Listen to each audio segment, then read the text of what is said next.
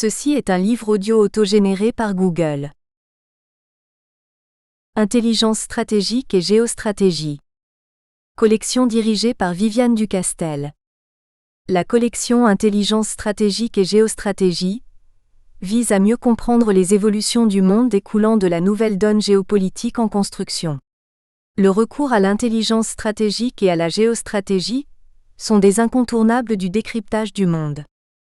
Les éditions L'Harmattan ont souhaité éclairer les lecteurs sur les changements géostratégiques en créant cette collection, Intelligence stratégique et géostratégie.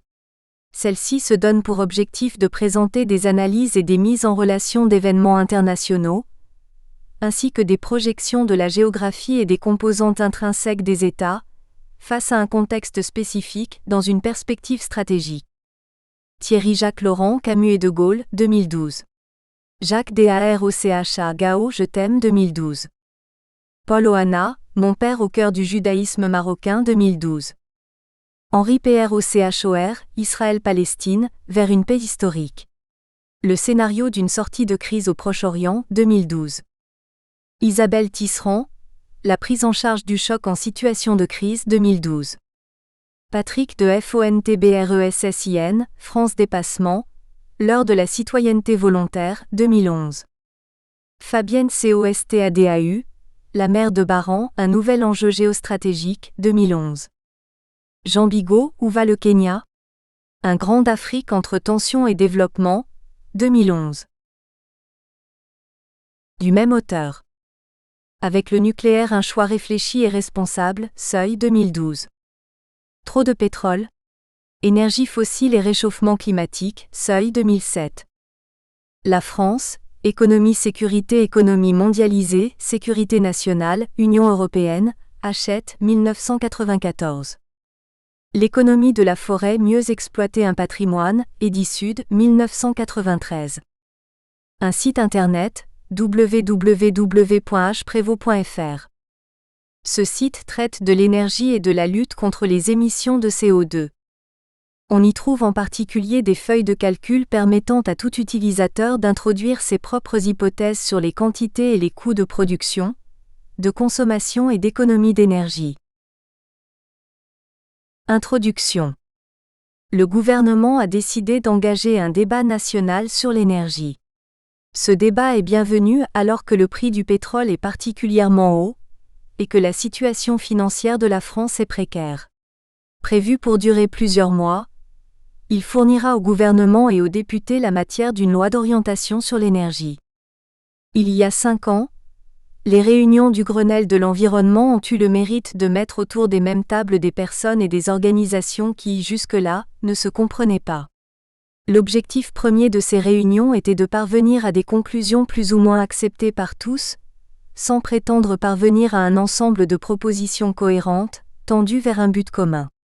Tout au contraire, pour éviter les sujets qui fâchent, il avait été décidé de ne pas parler de production d'électricité nucléaire. En sont issues des orientations, des objectifs et parfois des réglementations par secteur, par type de production ou par mode de consommation dont on a souvent du mal à déceler les justifications, sinon qu'ils étaient portés par tel ou tel groupe d'intérêts. Que faire alors de ces multiples objectifs partiels ? Pourcentage d'incorporation de biocarburants, capacité de production des éoliennes et des panneaux photovoltaïques, pourcentage d'électricité renouvelable, pourcentage d'énergie renouvelable, diminution de la consommation d'énergie. Traditionnellement, la politique de l'énergie a pour objet de faire en sorte que les consommateurs disposent d'une énergie sûre et bon marché. Un troisième objectif la guide désormais. L'énergie doit également être respectueuse de l'environnement. Il y a là, encore, beaucoup à faire pour réduire les émissions de gaz carbonique, le CO2. Un autre objectif est très présent dans les discours, la loi et les règlements, faire des économies d'énergie. Comment situer cet objectif à côté de la sécurité d'approvisionnement en énergie, de la réduction des émissions de CO2 et de la maîtrise des dépenses ? Le sujet est sensible. Pour le traiter, appuyons-nous donc sur des faits. Il n'existe pas de limite physique aux quantités d'énergie accessibles. Sans même évoquer l'énergie nucléaire, il suffit pour s'en convaincre de penser à l'énergie venant du vent, du sol et du soleil. En revanche, si l'on en croit les scientifiques, il existe une limite physique aux émissions de CO2 acceptables car au-delà d'un certain seuil, l'évolution du climat risque d'être catastrophique.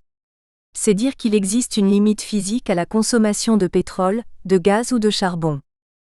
Pour être sûr d'éviter un réchauffement aux conséquences néfastes, d'ici 2050 il faudrait que les émissions de CO2 dues à l'activité humaine soient divisées par 2. Si l'humanité y parvient, elle ne manquera pas avant très longtemps de ressources en pétrole, gaz et charbon. Pourtant, il se pourrait que nous nous trouvions un jour confrontés à de très sérieuses difficultés d'approvisionnement alors même que les ressources seront encore abondantes. Ce n'est pas la pénurie d'énergie fossile qui nous menace, mais l'obligation qui nous sera faite, d'une façon ou d'une autre, de ne plus en consommer. L'objectif de sécurité d'approvisionnement en énergie et celui de réduire les émissions françaises de CO2 sont donc deux objectifs qui se recouvrent parfaitement. Les 3 objectifs traditionnels d'une politique de l'énergie, sécurité, environnement et coût, peuvent donc se formuler ainsi. Réduire au moindre coût la consommation d'énergie fossile, c'est-à-dire de gaz, de charbon et de produits pétroliers.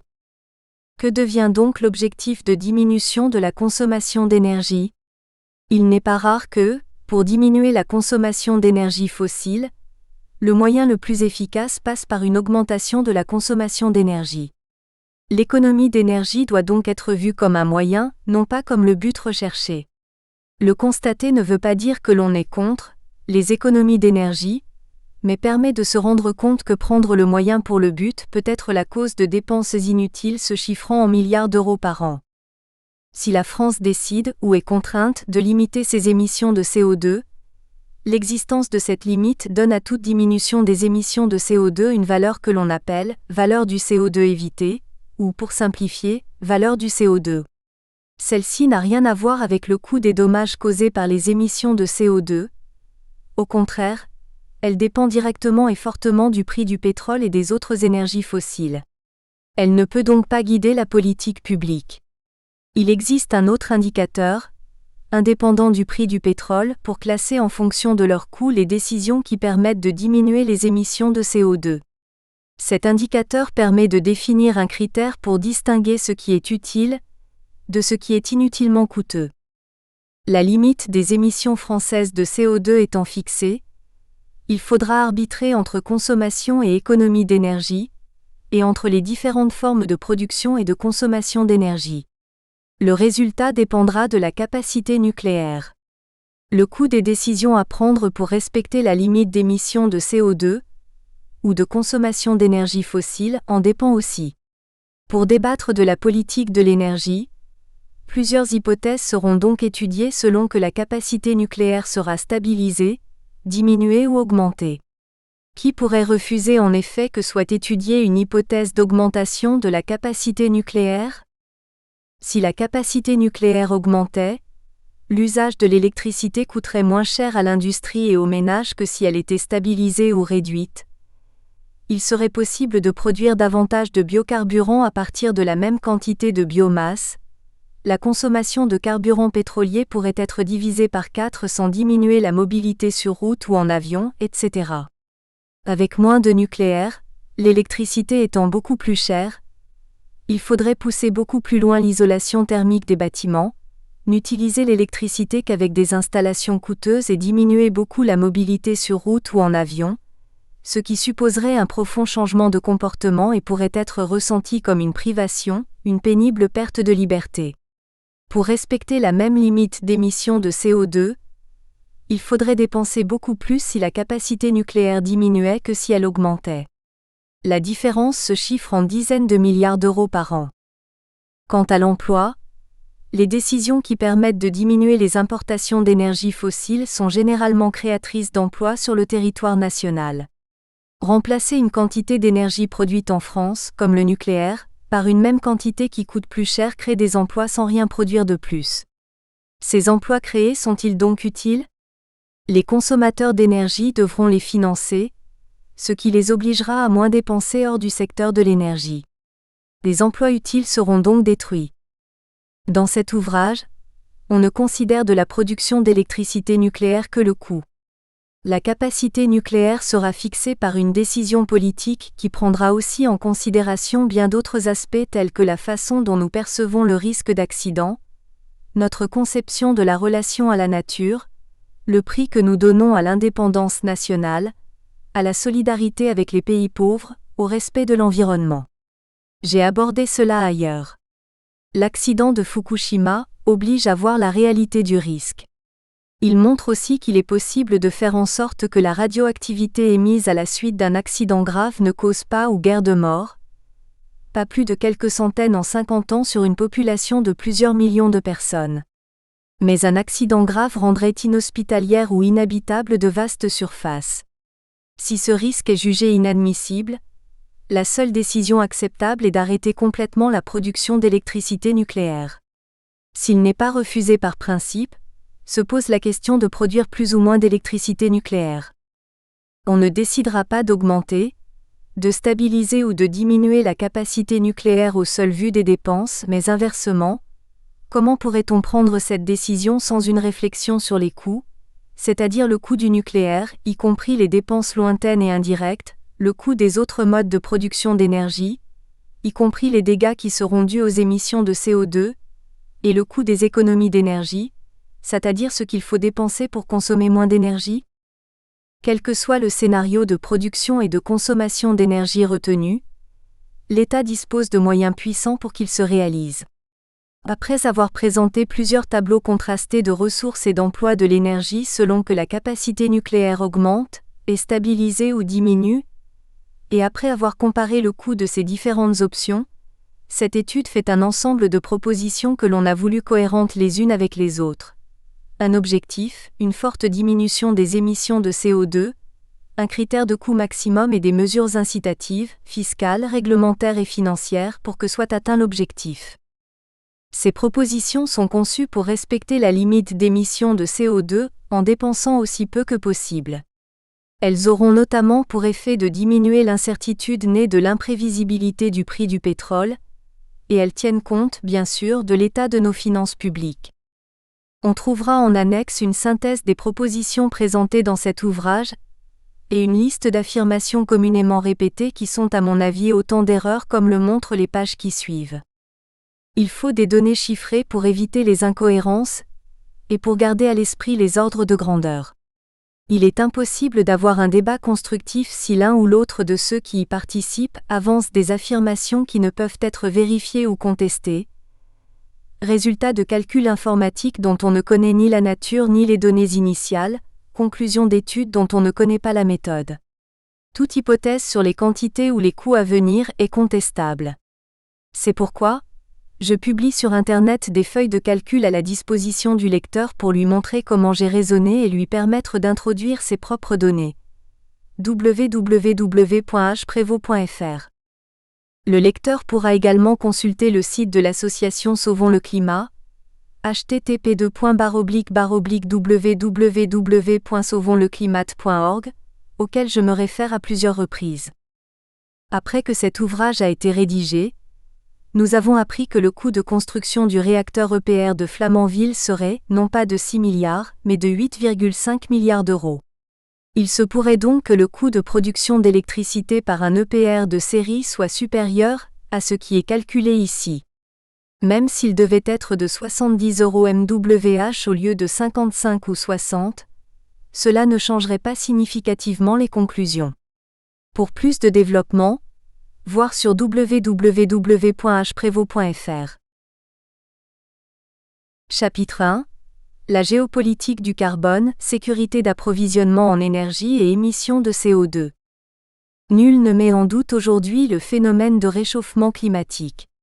Il est suffisamment probable que les émissions de CO2 contribuent à ce réchauffement pour s'efforcer de les diminuer. Pour éviter une hausse de température dont les effets seraient pour beaucoup catastrophiques, l'humanité devra laisser longtemps sous le sol plus de la moitié des réserves de charbon, gaz et pétrole accessibles à un coût que les consommateurs seraient prêts à payer.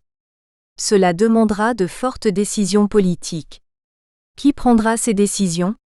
Il est beaucoup plus facile de limiter la production de pétrole, de gaz et de charbon que d'en limiter la consommation. Le prix de ces énergies risque donc d'augmenter beaucoup, jusqu'à rendre possible l'exploitation des énergies renouvelables, très abondantes mais coûteuses. Dans les négociations à venir, la France n'a pas beaucoup d'atouts, elle a donc intérêt à prendre sans attendre les décisions qui diminueront, au moindre coût, sa consommation d'énergie fossile. Une situation alarmante. Depuis la conférence mondiale de Rio de Janeiro connue comme le sommet de la Terre, en 1992, il y a déjà 20 ans, et après le protocole de Kyoto, nous sommes régulièrement alertés sur les risques du réchauffement climatique par les conférences annuelles sur le climat, les plus récentes à Copenhague, à Cancun et à Durban en Afrique du Sud. Nous avons aussi été les témoins, ces dernières années, de querelles parfois très vives entre les scientifiques, de plus en plus alarmés, et les climato-sceptiques, qui mettaient gravement en doute leurs études et jusqu'à leur honnêteté intellectuelle. Ces querelles se sont calmées. On peut désormais considérer qu'il est extrêmement probable que les émissions de gaz carbonique, le CO2, ont un effet sensible sur la température et sur l'apparition de phénomènes climatiques extrêmes.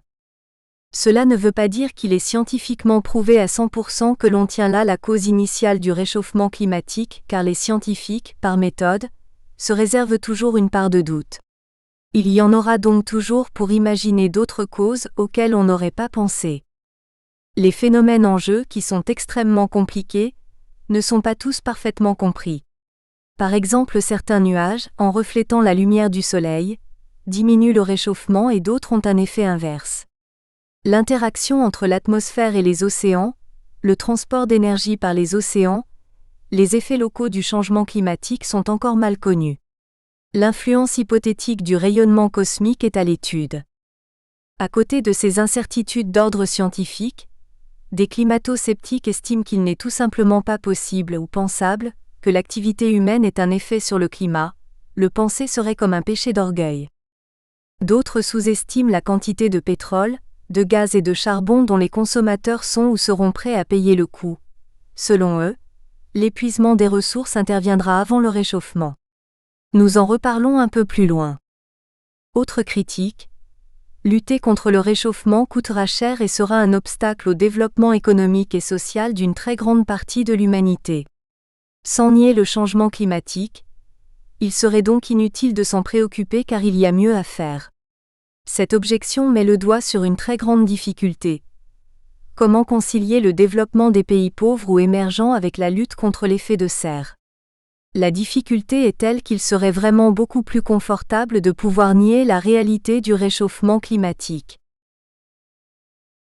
Décider dans l'incertitude. Le réchauffement climatique ne présente pas que des inconvénients. Des régions que le grand froid rend aujourd'hui stériles ou inhospitalières pourront être cultivées. Une activité économique pourra se développer dans les régions arctiques. Mais il ne sert à rien de se cacher les dommages certains ou très probables dus à ce réchauffement, montée du niveau de la mer, sécheresse, inondations, violence et fréquence des tempêtes, perte de biodiversité, des dommages dont les peuples les plus pauvres seront les premières victimes. Selon le GIEC, Groupe intergouvernemental d'études du climat, si le monde continuait sur sa lancée sans se préoccuper d'effets de serre, la hausse moyenne de température pourrait dépasser 6 degrés Celsius par rapport à aujourd'hui, moins sur les océans mais davantage encore sur les continents. Cela pourrait même devenir très grave. Dans les terrains qui sont aujourd'hui gelés en permanence, le pergélisol ou permafrost, le réchauffement climatique rendra possible une activité biologique qui formera du méthane ou du CO2 à partir des quantités considérables de carbone qu'ils contiennent aujourd'hui sous forme organique. Cette évolution s'étalerait sur plusieurs siècles. L'Afrique sera sans doute très pénalisée. En particulier, il y aura encore moins de pluie au Maghreb et au Sahel déjà aujourd'hui pauvres en eau. D'une façon générale, les menaces qui pèsent sur les villes, généralement situées en bord de mer, la perte de terres agricoles en zone littorale, au Bangladesh ou dans le delta du Mékong par exemple, les difficultés d'approvisionnement en eau, la baisse de production agricole sont une perspective à peu près certaine. Et bien sûr, les régions les plus pauvres auront les plus grandes difficultés à se préserver des conséquences du réchauffement. Les réfugiés climatiques pourraient se compter en centaines de millions. En France, Le nord aura un climat sans doute plus humide et le sud un climat comparable à ce qu'est aujourd'hui celui du Maghreb. Ces changements, gênants et coûteux, ne nous empêcheront pas de vivre car nous avons les moyens de réagir. Par contre, comme les autres pays développés, nous serons indirectement mais réellement concernés par les troubles et les désordres qui naîtront inévitablement dans les pays très sévèrement touchés par la sécheresse, la faim et la montée du niveau de la mer. Il suffit pour s'en persuader de penser à la pression migratoire. Il est donc impossible d'écarter l'éventualité que la Terre devienne très inhospitalière et, pour une large part, invivable pour nos enfants et petits-enfants si nous continuons d'envoyer du gaz carbonique dans l'atmosphère au même rythme qu'aujourd'hui. En l'occurrence, la notion même de probabilité n'a pas beaucoup de sens, mais si l'on pense avoir une chance sur 2 que se produise une hausse de 3 degrés Celsius, on est obligé de dire que la probabilité d'une hausse de 10 degrés Celsius est de 1 chance sur 100. Sans se référer à de grands principes tels que le principe de précaution, on peut se convaincre qu'il est raisonnable d'essayer d'éviter de courir ce risque. Imaginons-nous simplement dans la situation de ces parents, qui doivent acheter une voiture pour conduire leurs enfants à l'école. Ils n'ont pas de gros revenus, et sont tenus d'acheter une voiture d'occasion. Dans un garage, on leur propose 2 véhicules qui paraissent en tous points identiques sauf que l'un est légèrement moins cher que l'autre. Ils s'apprêtent à le choisir lorsque le vendeur leur dit « Je dois vous prévenir, ce véhicule a peut-être un défaut. Ce défaut s'il existe ne l'empêche pas de rouler et peut-être n'aura-t-il aucune conséquence.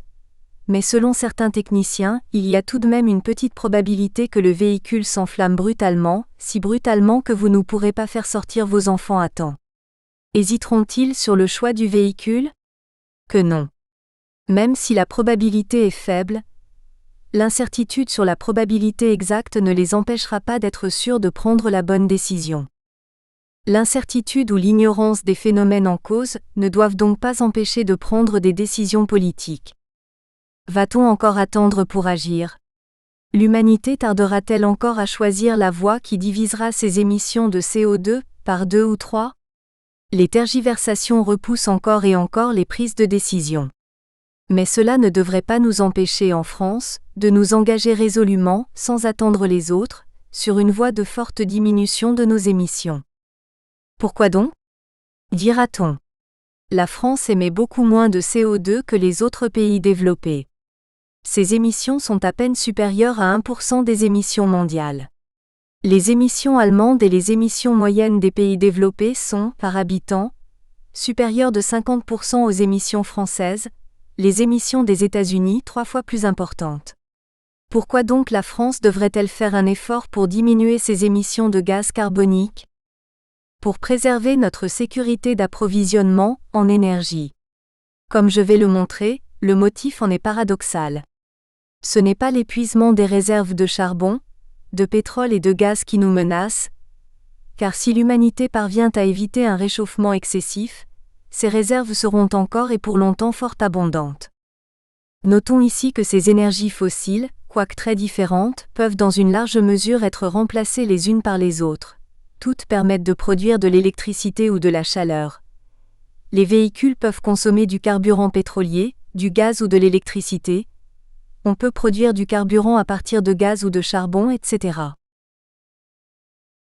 2 fois trop d'énergie fossile dans le monde. Pour que l'augmentation de température ne crée pas de désordre grave, il ne faudrait pas que la hausse moyenne de température à partir d'aujourd'hui soit supérieure à 2,5 degrés Celsius. La combustion d'énergie fossile n'est pas la seule cause d'émission de CO2, mais c'en est la principale. La consommation et la production d'énergie fossile sont en augmentation. Il viendra un moment où elles se stabiliseront puis diminueront jusqu'à devenir un jour presque nulles. Aujourd'hui, les émissions de CO2 ne peuvent pas toutes être réabsorbées par les océans ou par la végétation de sorte que la teneur de l'atmosphère en CO2 augmente. Plus tard, arrivera un moment où elles seront complètement réabsorbées. Alors la teneur de l'atmosphère en CO2 sera stabilisée. Entre aujourd'hui et ce moment-là, dans 100 ou 150 ans peut-être, pour éviter un réchauffement excessif, il ne faudrait pas avoir envoyé dans l'atmosphère plus de 1000 milliards de tonnes de carbone sous forme de CO2. Or les ressources en énergie fossile accessibles à un coût que les consommateurs sont, ou seront prêts à payer contiennent certainement plus de 2000 milliards de tonnes de carbone. C'est dans cette différence entre 2000 et 1000 milliards de tonnes de carbone que se trouve la cause du problème de l'effet de serre. Il sera possible de capter et de stocker du gaz carbonique, mais ce sera très loin de combler l'écart entre les quantités accessibles et la limite d'émission à ne pas dépasser. L'humanité doit donc laisser sous le sol, dans les 100 à 150 ans à venir, plus de la moitié des réserves accessibles à un coût que les consommateurs seraient prêts à payer. Ensuite, elle ne devra pas émettre plus de CO2 que ce que les océans et les continents seront alors capables de réabsorber, probablement beaucoup moins qu'aujourd'hui. À ce rythme, il restera suffisamment d'énergie fossile pour quelques siècles. C'est en ce sens que l'on peut dire que les réserves d'énergie fossile sont trop abondantes.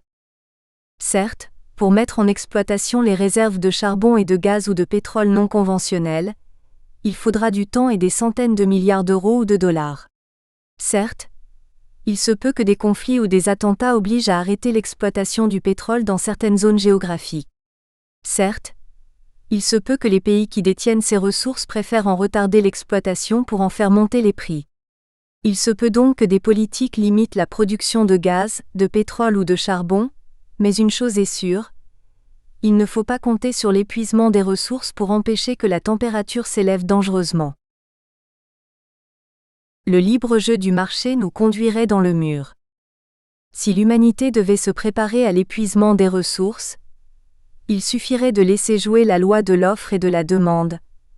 Les prix monteraient, les investisseurs trouveraient intérêt à financer de nouvelles exploitations pour aller rechercher jusqu'à la dernière tonne de charbon exploitable et l'énergie fossile irait seulement à ceux qui accepteraient de payer les prix les plus élevés.